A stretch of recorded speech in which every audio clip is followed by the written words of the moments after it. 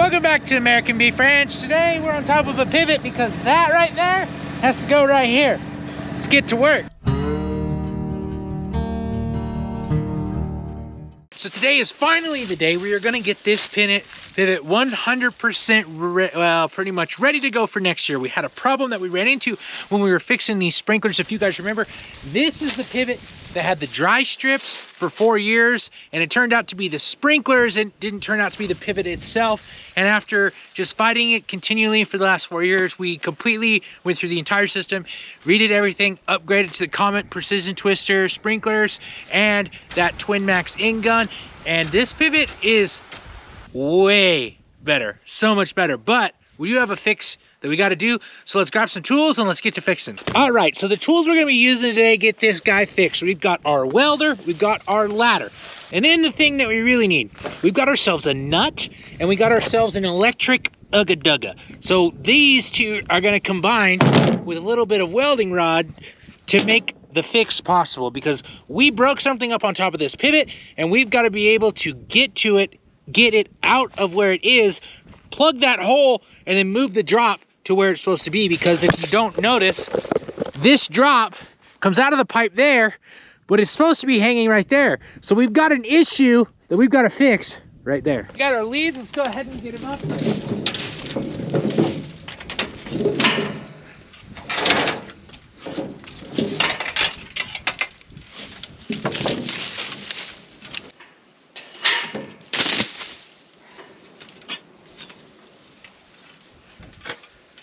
That's only slightly frustrating. I've got the rest of the tools gathered. I've got some wet slack in our ground cable. Generator's running, welder's running. So now we can get up here and get this going. So now that we're up on the pivot, I can show you the problem. That drop is supposed to be right here, but you can see this is very damaged. And what happened is I crawled up here this summer to move it here, and I used a pipe wrench, but I rounded that off. And so we don't have any way to get that out. And now, so what we're gonna do is we're going to take this nut that I have in my pocket, and we are going to set it on top of there, get it as straight and as square as we can, and we're gonna weld the crap out of it. And then we're gonna take the impact gun and try to bust it out. And hopefully it comes out. Hopefully the heat and all that stuff will penetrate and it'll help it come out. And then we can move that down here and we can plug that hole. The nut there, let's just give ourselves the ground so it can go all the way back around. We'll move the cable back.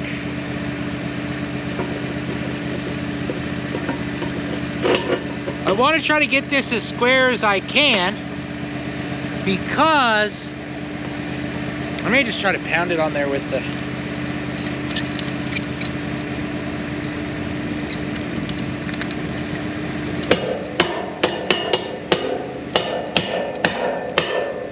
That's pretty square there, and it's on there a little bit more.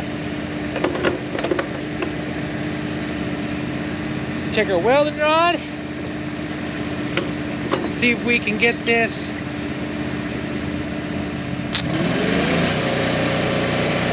welded up.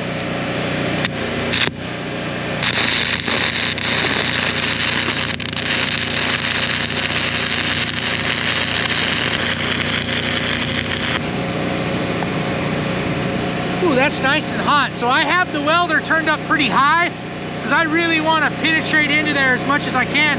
So I'll let this cool off, and then I'll come back in and put some more weld in there. So I've gone ahead and made a couple more passes around there. And right now I'm just gonna let this cool down a little bit because it is really, really hot. We have a wind up here, so it's gonna cool off fast. But also, like, we were wanting that heat to penetrate in here. And in just a minute, we'll take the ugga-dugga, see if we can get her to come off. Let's see, it's still really hot. Oh no. So as you can see, it broke right off again. And I had the impact gun on low. Let me think here for a minute. I have very little faith in this working. I think I'm going to go get another nut, try this again. But I welded it around this way, and I welded around this outlet to try to put some heat in there to release it. But we'll just try to ugga-dugga this real quick.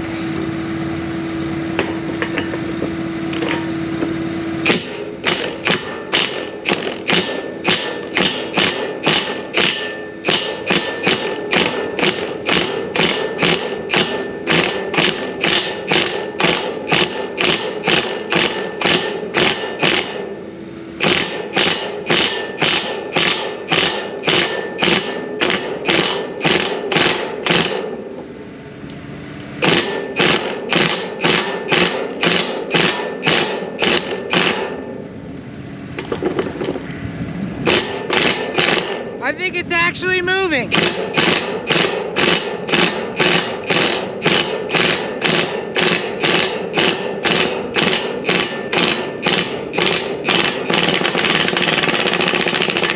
Oh yeah! We got it! Wow! We got it! Heck yeah! Man, that thing was stuck in there. Well, we didn't screw that up too bad, so I'm gonna clean this out a little bit, then I'm gonna take all this stuff apart. We'll move this over here. I'm probably gonna get down, put all this stuff down, move the ladder over here. So yeah, awesome. Yes, yes. One thing that people have to learn, and I had to learn too, is that with these pipe threads, you don't have to have it that tight. Like, you just gotta have it snug so it doesn't, especially in a pivot, like, you don't have to have it so tight that you can barely get a plug out and you have to come weld the nut on. And I literally rounded that thing off with a 36-inch pipe wrench. I couldn't move it with the regular pipe wrench. That's how freaking, like, tight it was. And this top piece is good and loose, but hopefully I can get this to come out. And it probably won't, to be honest. We're gonna try. Let's just, I'm gonna take this gooseneck and just thread it in the other way. That way I don't drop it. Watch out, GoPro. All right, that's in a couple turns. Let's see if we can get this nipple out.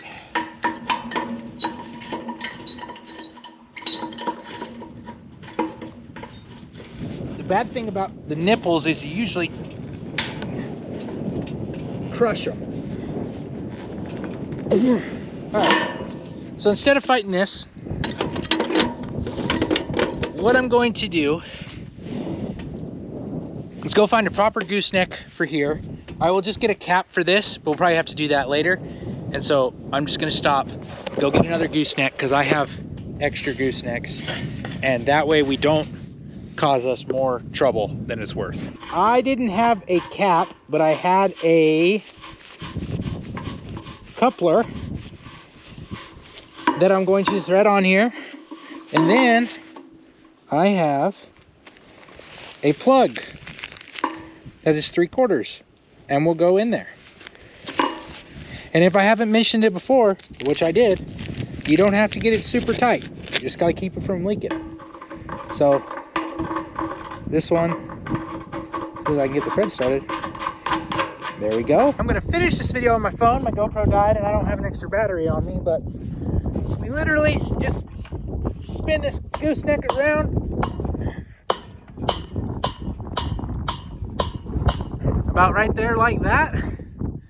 We take our drop and we just re-thread our drop on here.